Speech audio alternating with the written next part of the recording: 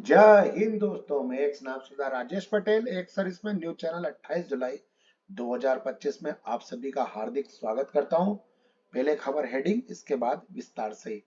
Operation सिपाही रक्षा सूत्र helping hand head club की बड़ी मुहिम 8 सीपीसी पर 160 दिन के बाद टीओआर फाइनल नहीं। 7 सीपीसी सीएपीएफ और सैनिक की जुलाई की सैलरी 10,000 रुपए बढ़कर।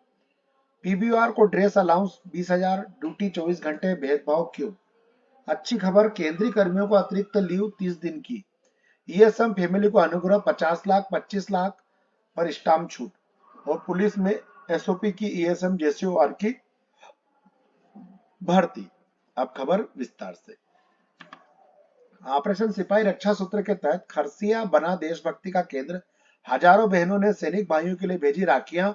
पूर्व सैनिकों और खरसिया के सैनिकों के द्वारा इसमें 21 लाख राखियां लेकर बॉर्डर पर तैनात फौजी भाइयों के लिए ले जाया जा रहा है। इसी क्रम में हेल्पिंग हैंड्स क्लब फाउंडेशन द्वारा पूर्व सैनिक संगठन को खरसिया आमंत्रित किया गया था, जिसमें हजारों की संख्या में खरसिया नगर की हर घर की महिलाओं ने भाग लिया एवं रक्षा सूत्र और मिट्टी लिफाफे में डालकर एकत्रित कर उन्हें भेंट किया।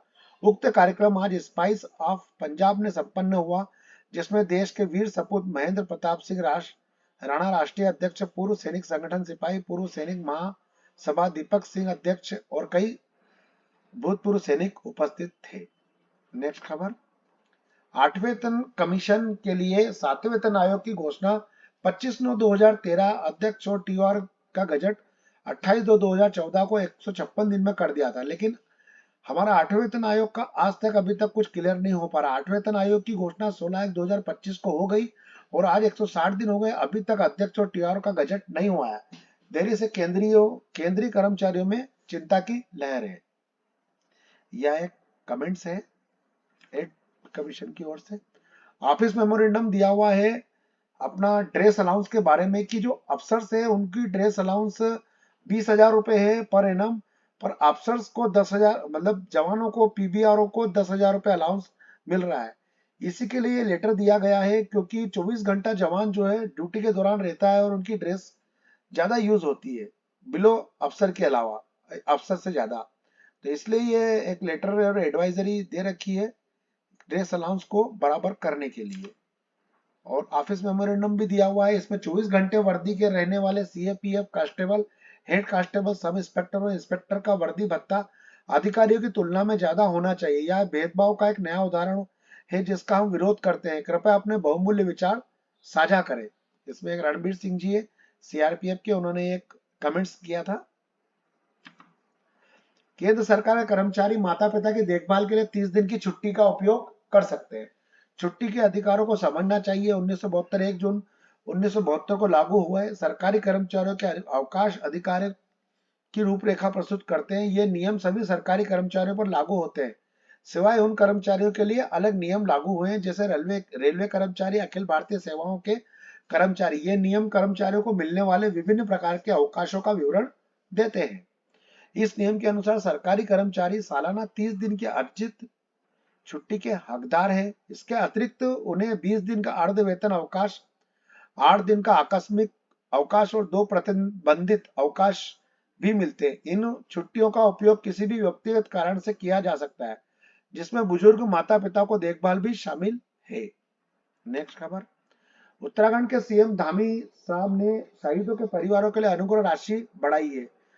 हमारे मुख्यमंत्री पुष्कर सिंह जी धामी ने शहीद परिवारों को दी जाने वाली अनुग्रह राशि को 10 लाख रुपए से बढ़ाकर 50 लाख रुपए कर दी है। उत्तराखंड के मुख्यमंत्री कार्यालय सीएमओ की ओर जारी एक बयान में यह जानकारी दी गई है कि वीरता पुरस्कार से सम्मानित सैनिकों को दी जाने वाली एक मुश्त और वार्षिक राशि में भी वृद्धि की गई है। परमवीर चक्र विजेताओं के लिए अनुग्रह राशि अब 50 लाख रुपए से बढ़ाकर 1.5 करोड़ रुपए कर दी गई है। पूर्व सैनिक और बेटियों को ड्रोन दीदी के रूप में ड्रोन संचालन का रोजगार उन्मुखी प्रशिक्षण देने का निर्णय भी लिया गया है।